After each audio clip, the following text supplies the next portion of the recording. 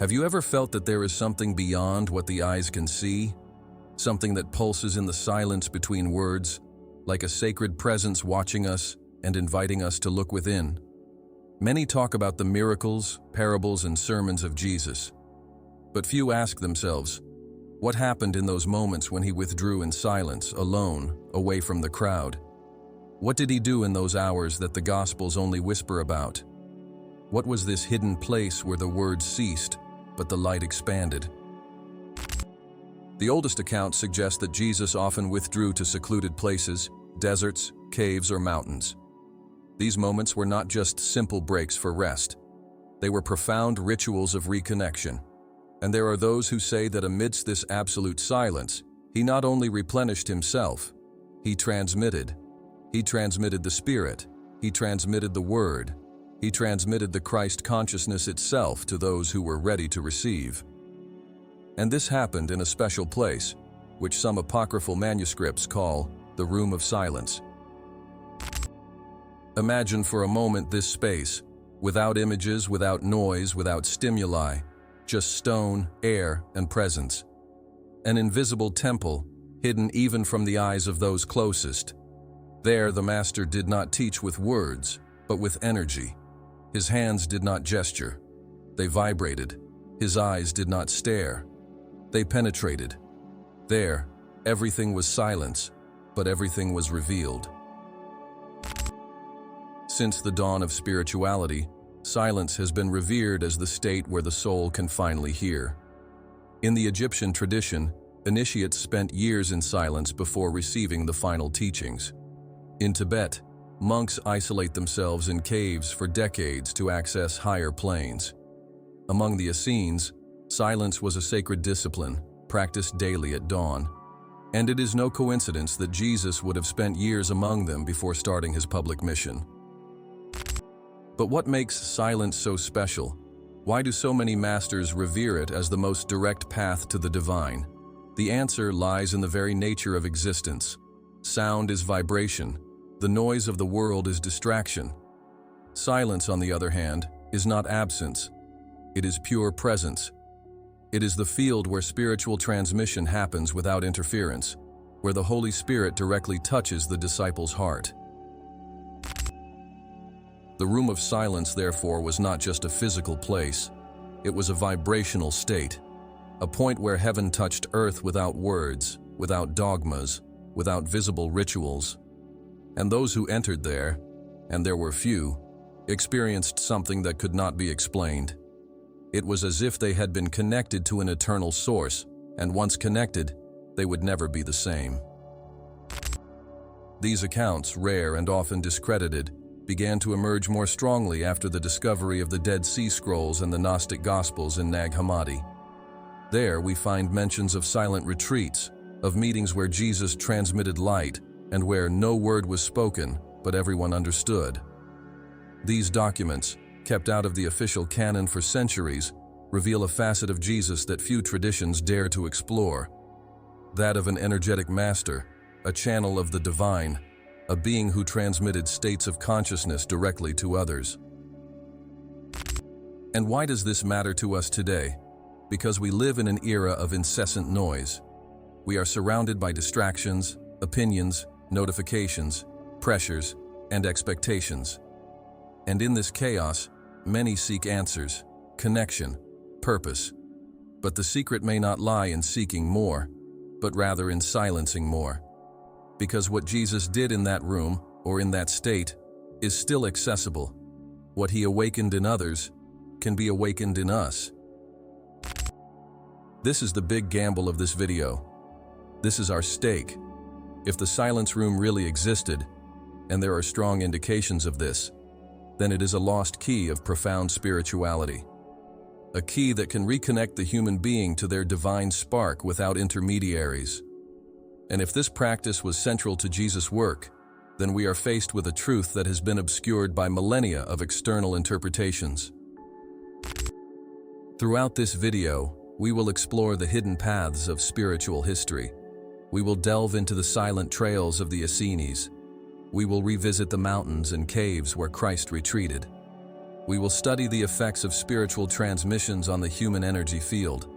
And above all, we will understand why absolute silence was the channel chosen by Jesus to manifest the divine in matter.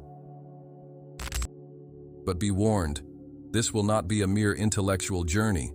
It will be an experience, an invitation, a calling. Because perhaps at the end of this video, you may also feel compelled to create your own room of silence. To seek no longer for external answers, but for internal presence. And in doing so, perhaps, just perhaps, you may realize that the Master was never far away. He was always in the silence between your own thoughts. In an era dominated by empires, wars, and religious oppressions, there was a people who walked on the fringes of society, guided by a code of conduct invisible to the eyes of the world. They did not seek recognition, nor power. Their mission was internal. Their strength was silence. They were the Essenes, a group that for centuries lived in an almost secretive way, establishing communities in the desert regions near the Dead Sea, in Qumran, and in the mountains of Judea.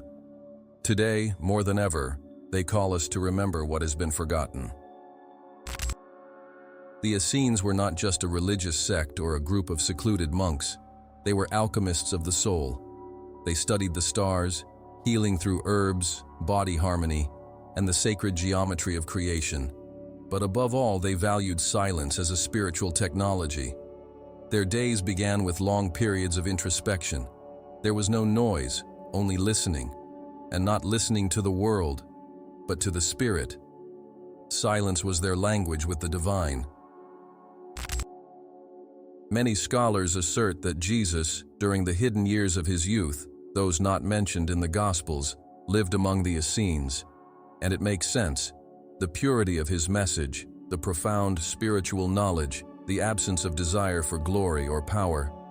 All of this directly echoes the Essene principles. More than that, Jesus' own lifestyle reflects the quiet practice of direct connection with the source, taught by this discreet people. Within the Essene communities, there were sacred spaces dedicated to profound contemplation.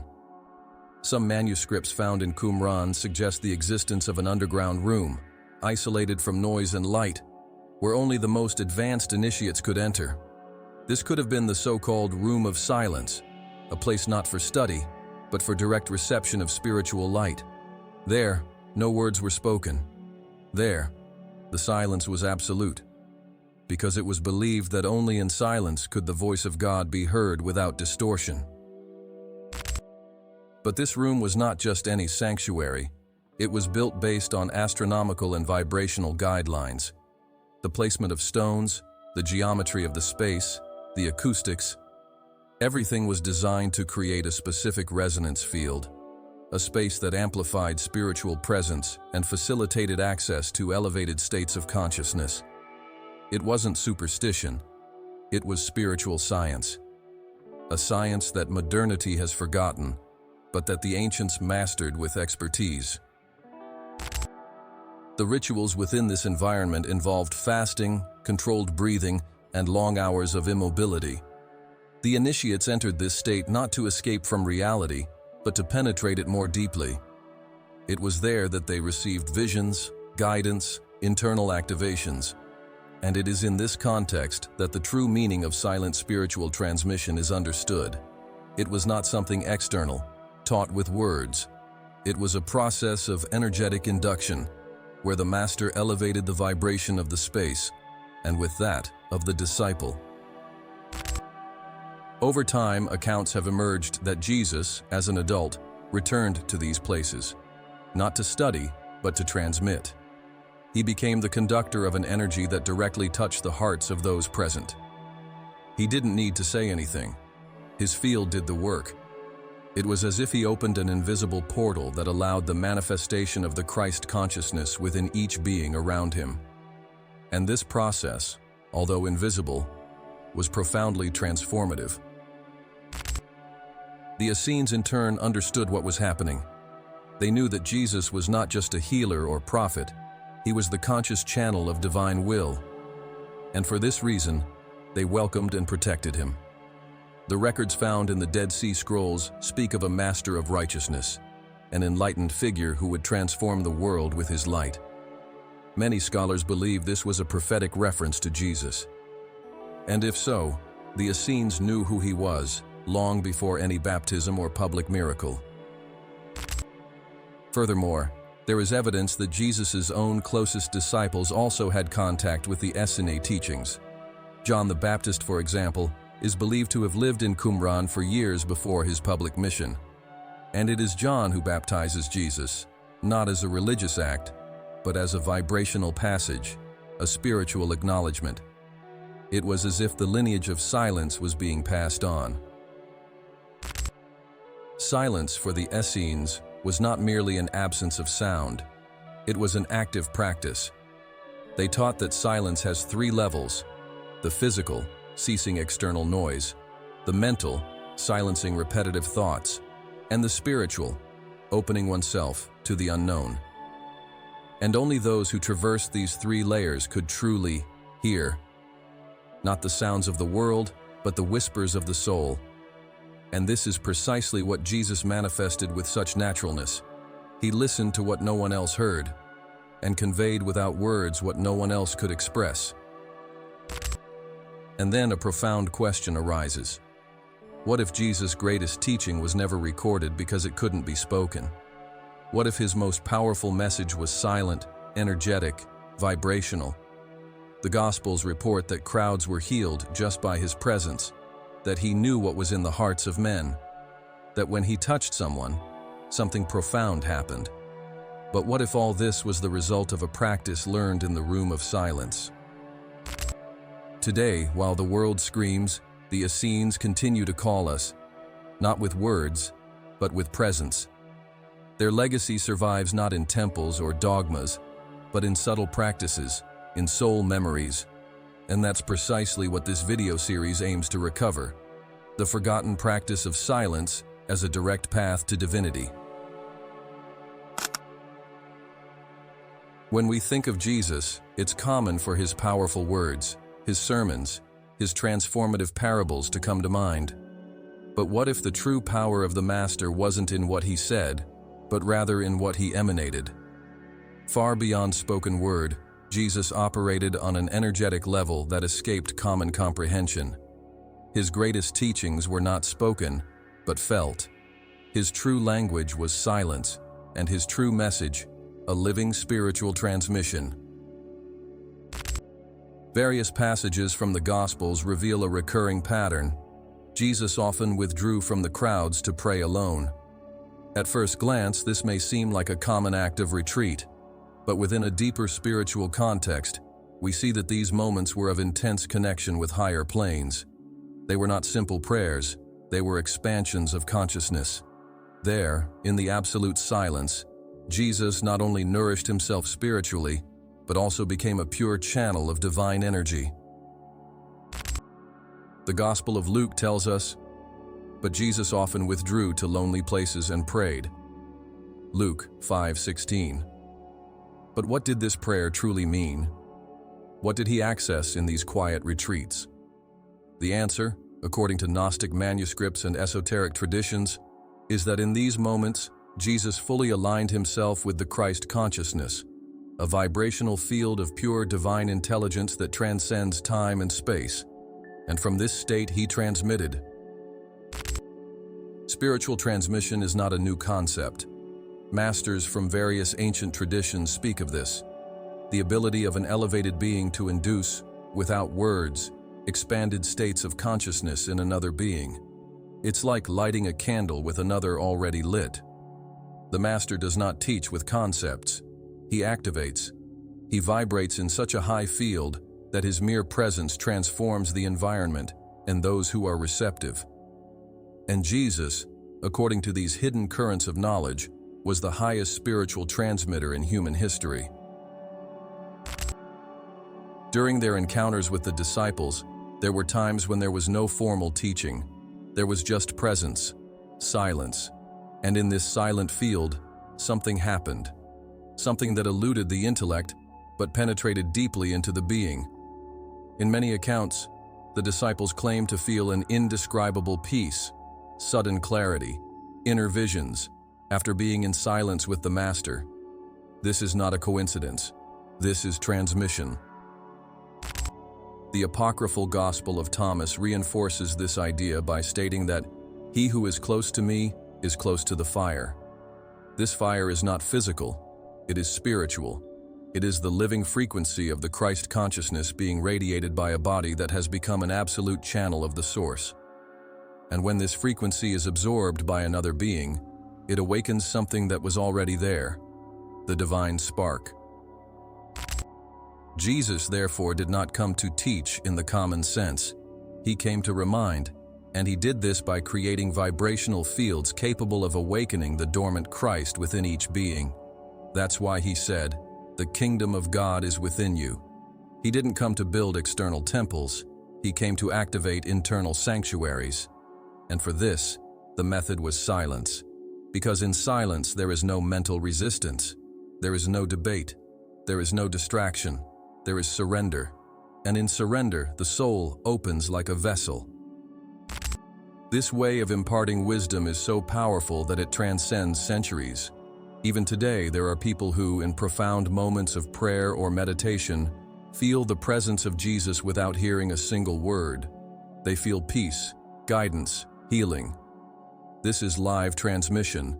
This is the language of the Spirit, a language that is independent of time, space, or religion. This process, known in some traditions as silent darshan, is more common than one might think. In the East, masters such as Ramana Maharshi, Sri Ramakrishna, and Amma conducted similar transmissions. Merely being in their presence, in silence, was enough for something within to transform. And it is here that we realize Jesus was in the same lineage of consciousnesses that do not need to teach with words, because their vibration speaks louder than any speech. In the room of silence, Jesus did not give speeches. He did not explain doctrines, nor did he discuss scriptures. There, he simply was. And this being, in a state of total alignment with the Father, with the Source, radiated subtle waves of healing, love, and clarity. There was no need for blind faith. There was direct experience, an energy field that touched the invisible within each one, and it transformed. There are also mystical reports that point to instantaneous healings that occurred during these moments. People who approached Jesus in total surrender, and even without him saying a single word, were restored. This type of healing is not a miracle in the magical sense. It's resonance. The pure vibration of the Master reorganizes the other's energy structure, like two instruments that tune when one of them vibrates in harmony with the correct sound. Furthermore, there are strong indications that not everyone was able to access this state. Only those who were at a minimum level of spiritual receptivity. For this reason, many heard the words of Jesus but did not understand. And others, even without words, understood everything. Because the transmission was not made to the mind, it was made to the soul, and only those who were truly present could receive it.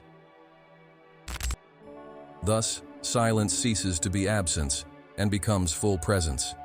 It transforms into the bridge between the human and the divine. Jesus did not use silence to hide. He used it to manifest the truth without distortions.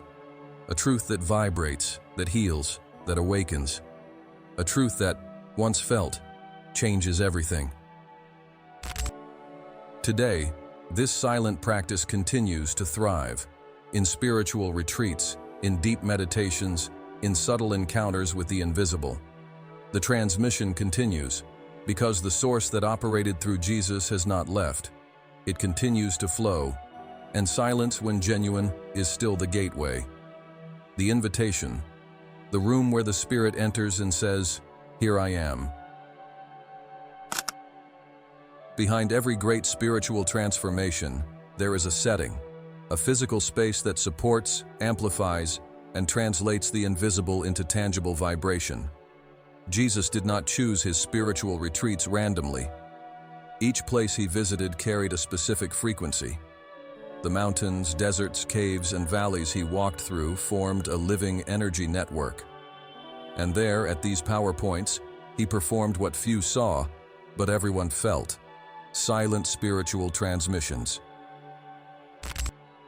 The Christian tradition often cites the Mount of Olives, the Judean desert, the Sea of Galilee, and Mount Tabor as places of retreat and prayer for Jesus. But what unites all these places is more than history, it's energy. The vibrational field of these spaces carries unique characteristics. And this isn't romanticism, it's spiritual science. Each point on Earth vibrates at a certain frequency. Some, due to their geological, magnetic, and spiritual configuration, facilitate elevated states of consciousness. The Mount of Olives, for instance, was one of Jesus' favorite places for his moments of deep prayer. But why? Located to the east of Jerusalem, this mount is considered an axis between the visible and the invisible. In various ancient traditions, it appears as a place of visions and revelations. According to records, it was there that Jesus wept over Jerusalem, prayed intensely before his arrest, and, according to the Acts of the Apostles, ascended to heaven. Coincidence? Or a sign that there was a natural energetic gateway between the worlds? Another mysterious place is the Judean desert. The silent vastness of that environment, with its aridity and isolation, provides a perfect condition for profound retreat. There, where everything superfluous dissolves, the soul is confronted with its essence. Jesus spent 40 days in this desert after being baptized. And there, according to the texts, he faced internal temptations, a symbol of the confrontation between ego and spirit. But this time in the desert could also have been, beyond symbolism, a period of total spiritual realignment, a vibrational reset. Further north, we have Galilee, especially the region near the sea. This body of water was more than a geographical point. It was an energetic mirror. Waters are natural conductors of subtle frequencies. Various traditions use lakes, rivers, and seas as instruments of purification and connection with the spiritual world. Many miracles attributed to Jesus, such as walking on water, calming the storm, and feeding the masses, took place there. This points not only to the natural setting, but also to the energetic role of that environment as a platform for his spiritual actions. Qumran, on the shores of the Dead Sea, is another site laden with spiritual symbolism. There the Essenes lived. There the Dead Sea Scrolls were found. And there, most likely, Jesus spent part of his youth. The vibrational field of this place is unique. Limestone rocks, extreme salinity, low altitude. A rare combination that creates a dense, introspective atmosphere highly conducive to deep meditation. It's as if the environment pressures the soul to look inward. Not surprisingly, many initiates sought this space to prepare spiritually. Mount Tabor is a chapter unto itself. Regarded as the location of Jesus' transfiguration, it is described as the setting where he revealed his inner light before some disciples. There, according to the Gospel, his face shone like the sun, and his clothes became white as light. This event, laden with mystical symbolism, can also be interpreted as a transmission of extreme frequency, a moment when Christ's vibration reached a peak and was energetically recorded in the landscape. These places together form a vibrational map, a sacred mandala. Jesus walked through these points not as an ordinary traveler, but as a spiritual activator of the earth. At each location where he prayed in silence, he left a trace of his energy. And this legacy, for those with eyes to see and heart to feel, still pulses. Modern pilgrims report unique sensations when visiting these places. Unexplainable peace, involuntary tears, feelings of lightness and inner clarity. All of these are effects of the frequency kept alive for millennia. But the key point here is to understand that it's not the place itself that is sacred. It's the state it facilitates. Spiritual geography is not a superstition, but an alignment between the environment, the Earth's magnetic field, and the disposition of the heart. Jesus understood this deeply. That's why he chose specific places to retreat. They amplified his connection with the Father. They were the outdoor silence room. And furthermore, these spaces were not chosen merely for their natural energy. In many cases, they were locations already used by previous lineages. Prophets, healers, ancestral shamans had already passed through there. The ground was imbued with spiritual memory. Jesus connected with this memory, activated it, and elevated it to new heights. It was as if each sacred place was a note in the spiritual symphony he was composing. Interestingly, this geographical awareness has not been completely lost. In various traditions we find similar concepts. Hinduism speaks of the Earth's chakras. Andean shamanism maps power locations called epus. And modern science begins to study the influence of geomagnetic fields on the human psyche. All of this points to an ancient truth. The Earth has energy points, and awakened beings know where and how to access them. If Jesus knew about this, and everything suggests that he did, then his spiritual retreats were at the same time practices of self-connection and rituals of planetary activation. He healed himself and healed the Earth. He received and transmitted. He listened and opened portals. Each sacred place he stepped on was also an invisible altar where the vibration of Christ manifested. And this awareness invites us to something grand, realizing that the entire Earth is a temple, that each one of us can find, amidst the chaos of the world, our own Mount of Olives, our own Judean desert, our own room of silence. Because when the heart is ready, every place becomes sacred. To understand the true power of a silent spiritual transmission, one must first abandon the common logic of the world. Words, concepts, and explanations become useless when faced with a language that operates beyond the mind. Spiritual transmission does not speak to the intellect, it touches the essence. And Jesus, with his immaculate vibrational presence, was a master in this invisible process. He not only spoke of God, he was the channel through which God communicated soundlessly. At the heart of transmission lies a mystery. How can something be passed from one being to another without words, without gestures, without physical contact? The answer lies in the nature of the energy field. We all emanate frequencies. We are made of vibration, and everything we think, feel, or intend creates a field around us. When someone is deeply aligned with the source, as was the case with Jesus, this field expands, rises, purifies, and it begins to influence everything and everyone around it. This elevated vibrational field is like music playing at such a subtle frequency that it cannot be heard with the ears, but can be felt by the soul. When another person enters this field, even if they do not understand what is happening, their own field begins to reorganize. It's like walking into a room with a strong fragrance. You don't need to understand the composition of the perfume to be affected by it. You simply change. In the case of Jesus, the intensity of this field was colossal. He had completely emptied the ego. He had become a pure vessel. In him there was no resistance. There was no inner noise. There was only surrender. And it is precisely this radical surrender that allows the silent spiritual transmission, a being that fully merges with the source and becomes a channel for its direct manifestation. During the transmission process, silence is essential, because silence reduces interference. It slows down mental waves. It creates space. Jesus understood that the biggest obstacle to spirituality is noise, both external and internal. That's why he withdrew. That's why he invited others to silence. Silence was the fertile environment where transmission could flourish. There, each cell could hear what the ears could not listen to. And how did this manifest in practice? Mystical and apocryphal accounts speak of moments when Jesus simply looked at a person, remained silent, and something profound happened. The person cried. They felt invaded by a light. They were healed. They received a vision. They entered a state of ecstasy. All this without a word. Because vibration does what the word cannot reach.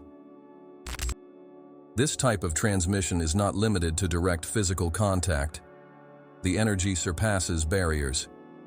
Jesus could be praying in a secluded place, and even so, someone at a distance would feel the effects. Today, many people report feeling presence, healing, and peace when connecting with the figure of Christ in deep meditations, even without ever having had real contact with him.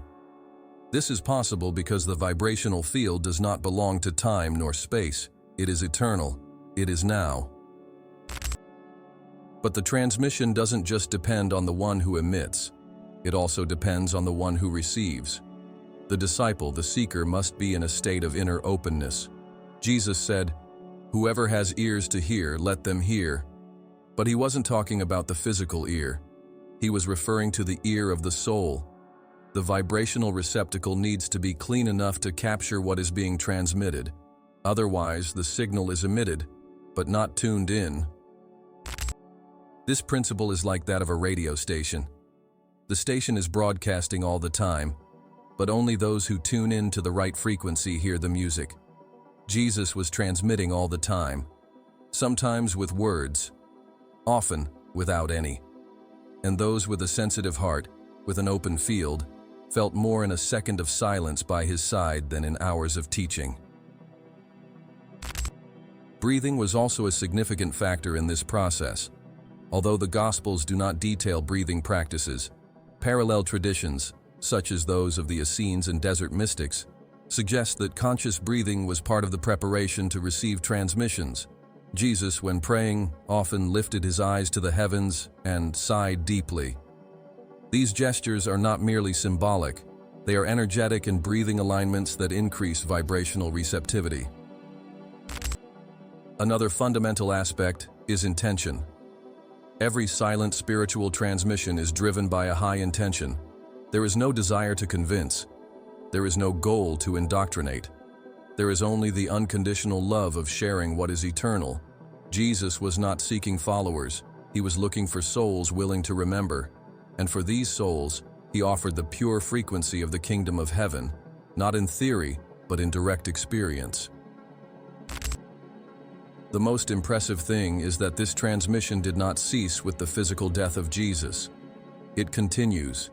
It is accessible now to anyone who sincerely seeks, who opens themselves to silence and truly wishes to rediscover the divine spark within themselves. Christ is not an isolated historical figure. He is a state of consciousness, and this state can be awakened by the same silent transmission that he carried out. In today's world, many seek knowledge, methods, formulas. But the true spiritual awakening is not in accumulation. It's in attunement. It's about creating the inner space where transmission can occur.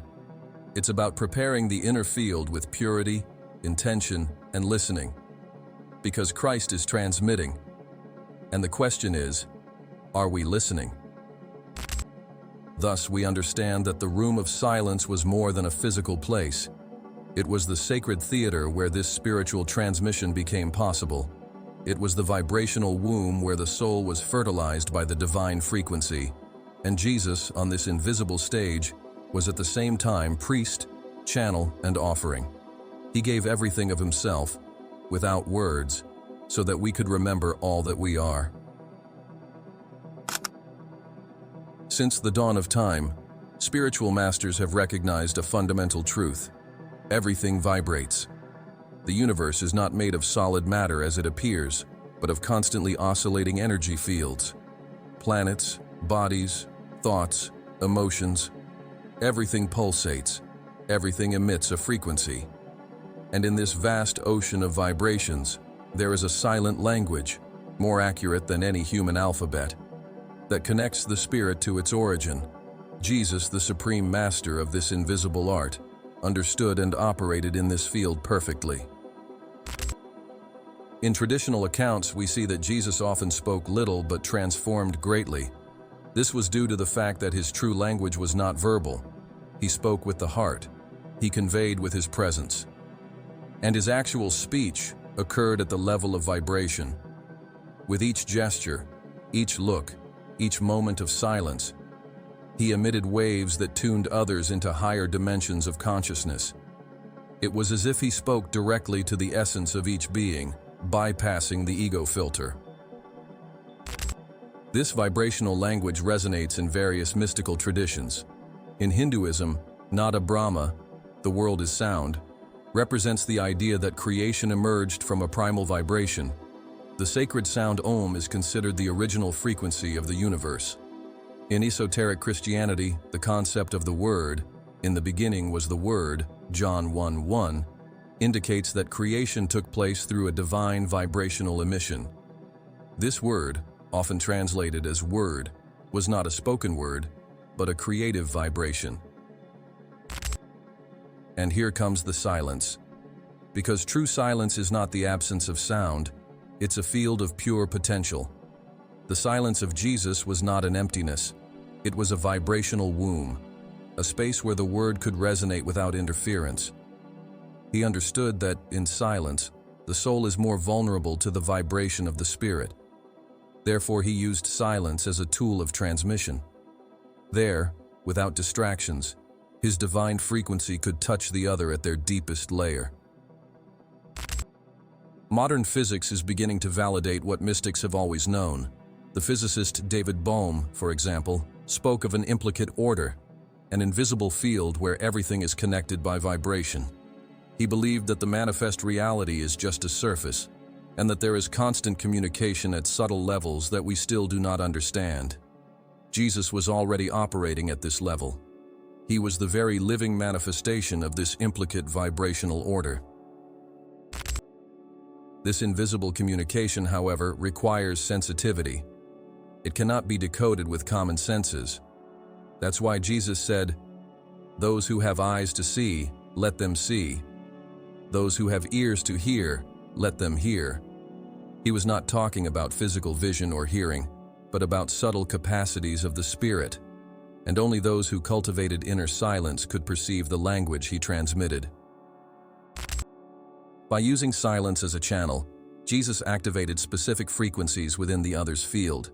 Each person resonated in a unique way. For some, peace emerged.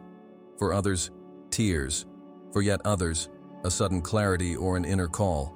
It was direct communication between spirit and spirit, without the need for limiting, distorting words. And this kind of language is only possible when one is present, radically present. There are Gnostic accounts that describe encounters with Christ where nothing was said, but everything was understood. One of them states, "He approached me and without a word, the sky opened within me." This sentence perfectly encapsulates what a silent vibrational transmission is.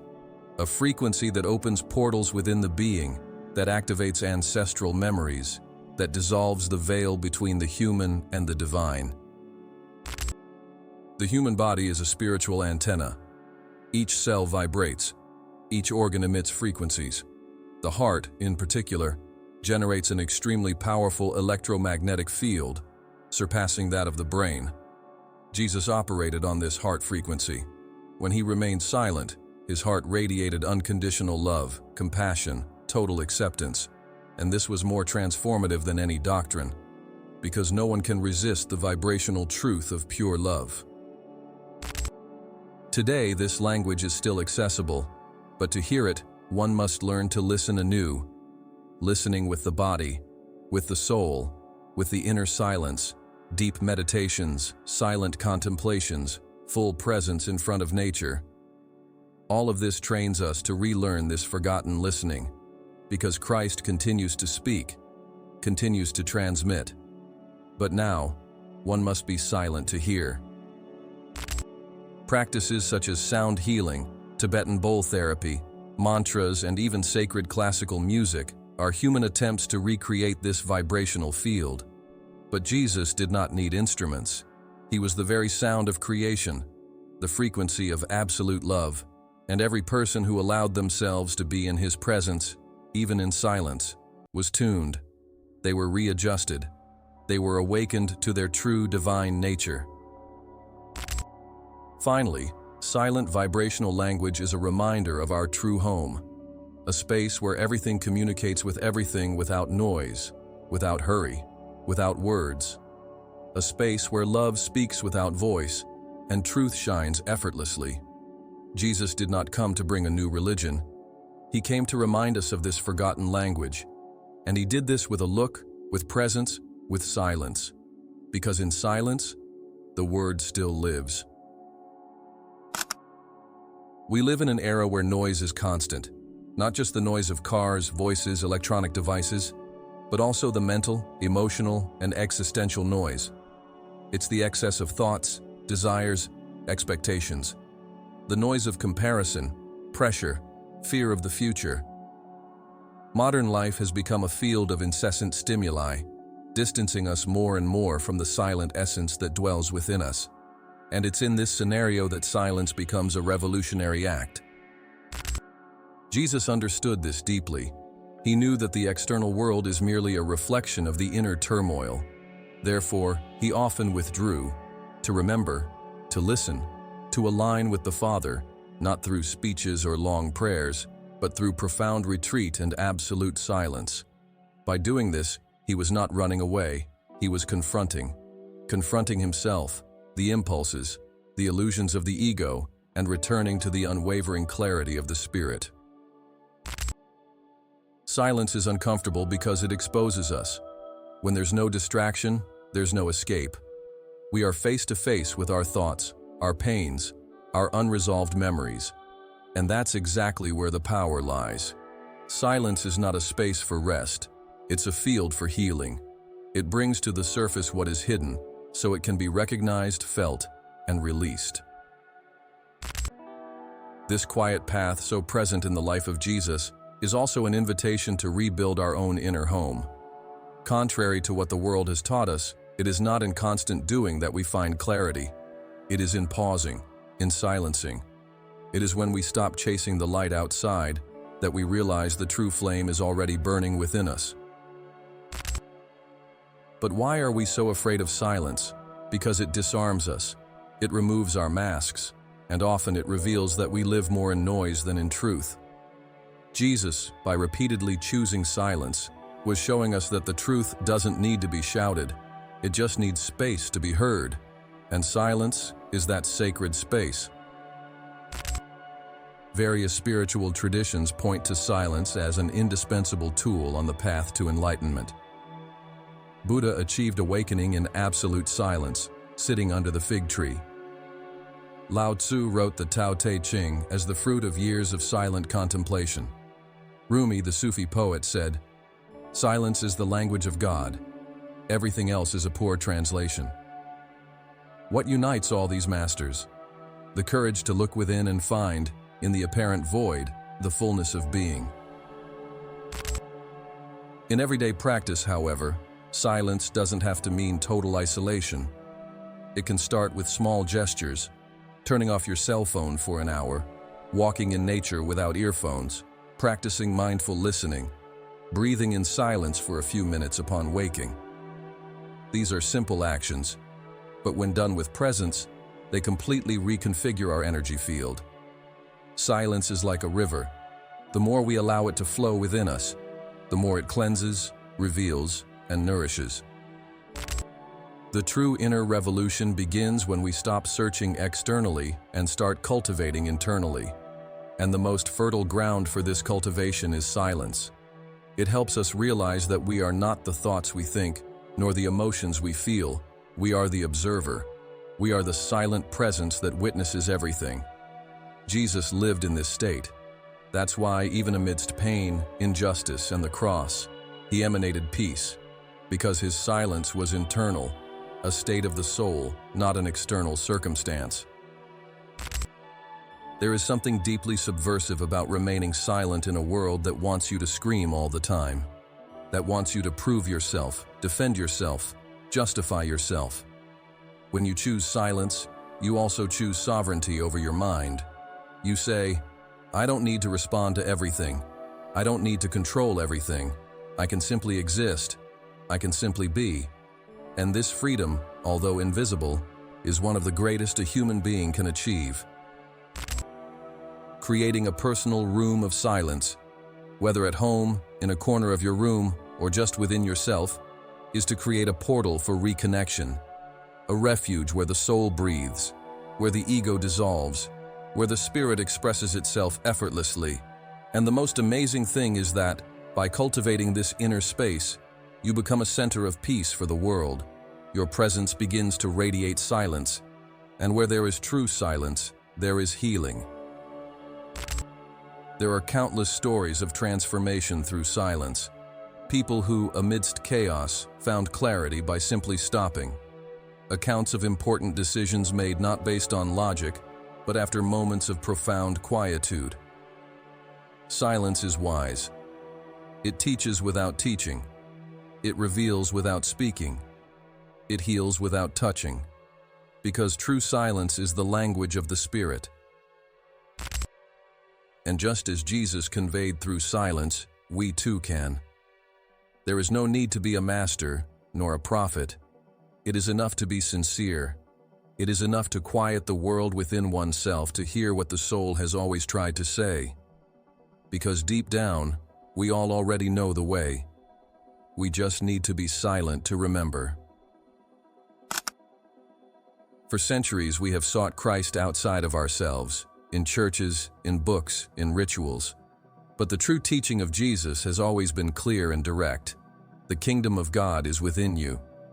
And what he did, with his silent presence, was precisely that: to activate, awaken, remind us of the divine frequency that already inhabits every human being. The frequency of Christ is not an exclusive gift. It is a state of being, a field that vibrates in pure love, in unity, in absolute peace. And the key to accessing this field? Silence. The profound silence, the one that goes beyond the absence of sound, works as a vibrational entry code. It's like an invisible tone that aligns the inner structures of the being. When we truly silence, we begin to slow down the mental waves, calm the emotional turbulences, and soothe the physical body. In this state, we become receptive. We become living antennas to pick up the crystalline frequency of Christ that vibrates in every atom of creation. This frequency is not tied to a historical figure. It predates any narrative. Jesus manifested this frequency in a full and pure way, becoming a mirror for all of us to recognize what we also are. When he said, "I am the way, the truth, and the life," he was not speaking as an exclusive ego. He was the very vibration of the I Am, the awakened divine consciousness. And his mission was not to be worshipped, it was to be emulated. Upon entering the room of silence, Jesus would realign with this frequency. He became so transparent to the divine presence that his personal identity vanished. Only light remained, presence, truth. And by radiating this light, he ignited the same flame in others. It was as if, in silence, he was saying, "See, this is also you." And many saw, many felt, many awakened. Today, this activation remains available. Silence is still the password, the vibration still pulses, and Christ still lives, not in a distant place, but in the space between one thought and another, between one breath and another. When we deeply silence, we begin to feel a presence, a peace that does not depend on circumstance, a clarity that does not come from intellect, a vibration that is not emotion. It's like a field that lights up within us, as if something that has always been there is finally perceived. This is the Christic frequency, and it doesn't require effort to be accessed. It requires surrender. It requires listening. It requires presence. The more we silence, the more it emerges. The less we interfere, the more it reveals itself. It is beyond logic, beyond doubt, beyond time. And when accessed, it transforms everything, not with violence, but with light. Simple practices can facilitate this activation. Be silent at sunrise, sit quietly and just breathe. Connect with nature, without the need to think or interpret. Observe the sky, the clouds, the sound of the wind. These are simple gateways to a deeper state of connection. And once connected, we begin to realize that life itself is a vibrational field and that we are the transmitters. Jesus demonstrated this. He did not make silence an isolated practice, but a constant state. Even amidst the crowds, persecution, pain, he remained centered on the frequency of Christ. This is what we call total alignment. And this alignment is only possible when one abandons the noise of the I and the ego and embraces the silent, universal, loving, and eternal being. Awakening this frequency within oneself is also awakening the soul's purpose. Because the Christ consciousness does not come just to comfort, it comes to guide, to realign, to expand. Once awakened, it begins to conduct life in a smoother, more precise way.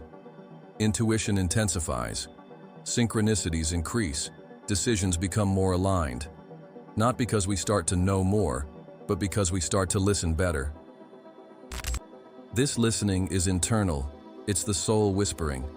And it whispers because to scream would be to break the sacred rhythm of the universe. The Christ within us does not scream. He whispers through the vibration. And those who learn to listen start to live in a radically different way. Lighter, more loving, more present, because now they live in tune with the source. This is the true miracle, not walking on water, but walking in peace in this world even when everything around seems turbulent. This is the sign of the activation of the inner Christ, not a supernatural power, but an invincible presence, a light that does not need to impose itself because it simply is, and whoever comes into contact with it never returns to being the same. Upon awakening this frequency within oneself, each human being also becomes a transmitter. They begin to radiate peace, clarity, love. And words are not necessary. It is enough to just be, to simply exist, as Jesus did. The room of silence, therefore, is not an external place. It is the vibrational space where Christ awakens within us. And once awakened, he walks with us, lives through us, and transforms the world from our silence. Throughout the centuries, much has been said about Jesus. Words have tried to describe his miracles, his parables, his passion, and his resurrection. But what has been most lost, and perhaps most valuable, was that which was never said. The silence that enveloped his practices, the empty spaces between the sentences, the hours when he withdrew to be with the Father. It is in this silence that his most sacred legacy is kept, the invitation for each of us to return to the origin of the Spirit. The room of silence was not just a hidden place in the deserts or mountains. It was a field of pure vibration, where Jesus would meet with the source without interference. And more than that, it was where he silently transmitted this encounter to those who were ready. This room does not need to be built with stones. It lives in every heart truly willing to be silent. It is a frequency, a state, a portal. If we look closely, we will realize that the central teaching of Jesus was never about religion or morality, but about a state of presence. He lived in constant listening to the Spirit. His mind was not contaminated with the past nor anxious about the future. He was whole, in the now. And this was possible because his inner world had been pacified. His temple was not filled with noise. It was filled with silence. The deepest aspect of this legacy is that Jesus did not want exclusivity. He did not come to show what only he could do. He came to awaken in others the reminder that it is also possible. His miracles were not to impress, they were to inspire.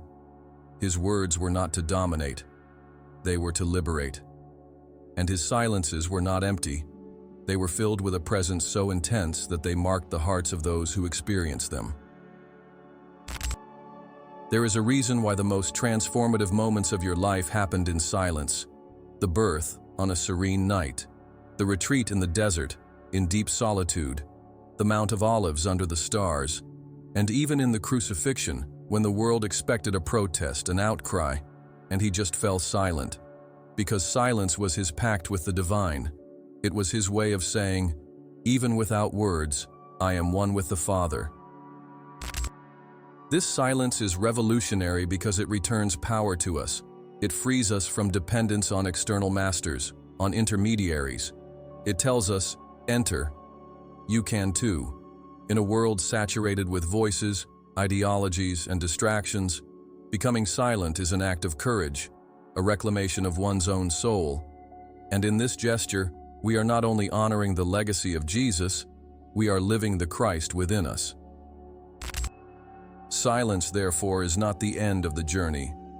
It is the start of a life with more clarity, direction, and truth. A life where decisions are made from peace, not haste. Where relationships are born from presence, not lack. Where purpose emerges not from ambition, but from listening.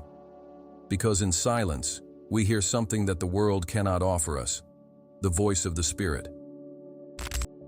Integrating silence into everyday life is possible. Creating simple rituals, pause spaces, moments of contemplation, meditating, breathing, observing without judging, walking aimlessly, or simply closing your eyes and leaving the world outside for a few minutes.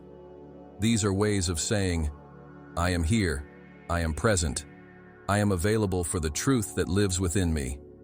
And in this state, something greater always responds. This is the essence of Jesus' hidden legacy.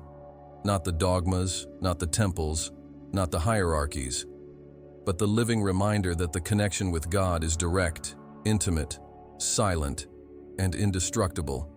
And this legacy does not belong to the past. It pulses now, at this very moment. It lives in every breath that silences the mind and opens the heart. True faith doesn't need noise, it needs presence. And Jesus was the greatest example of silent faith because he fully trusted the voice that came from within. This voice didn't shout, it guided gently. And it's this voice that still calls you today, within your silence. The final invitation is simple, yet profound. Become a transmitter. Not of ideas or doctrines, but of presence, of listening, of serenity. Live in such a way that your silent presence is a relief for others. Be like the room of silence, a vibrational space where others can rest, breathe, remember. Because when a human being becomes quiet within, the entire universe can finally speak. Thus, we conclude this video not with answers, but with an invitation. Be silent, listen, allow, and discover that the Christ you were looking for already dwells within you. Now, Mind Unfettered, I want to hear from you. What was the quietest moment in your life, and what did it reveal to you? Share your deepest experience of inner reflection in the comments. Let's create together a vibrational field of remembrance and manifestation. When we share our stories, we open doors for others to recognize themselves. And when many fall silent together, the invisible manifests more powerfully. Leave your reflection below. Say, I activate my room of silence to declare your commitment to presence. Let's manifest as a single awakened consciousness. And if you felt this calling pulsating within you, then you are ready to take the next step. Click now on the video that is appearing on your screen. The Brotherhood of Light, the secret knowledge of Jesus that history erased. There we will unravel the brothers of light who walked alongside Jesus and discover why the true knowledge that he transmitted was erased from history. Mind Unfettered, silence has opened the door. Now the light will pass through you.